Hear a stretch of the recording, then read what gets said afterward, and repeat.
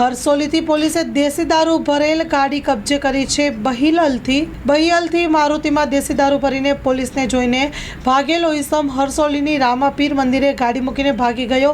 પોલીસે ગાડી અને દેશી દારૂ કબજે કર્યા છે।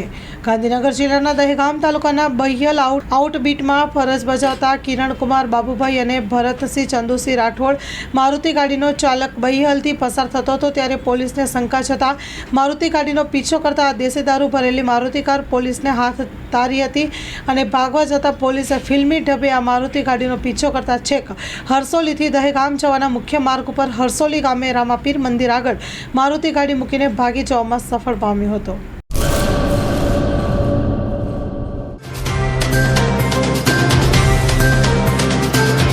તમારા મનની વાત માં ન્યૂઝ લાઈવ ઉપર સાંજે 5:30 કલાકે લાઈવ દરમિયાન વાત કરવા 97 252 06125 ઉપર કોલ કરવો।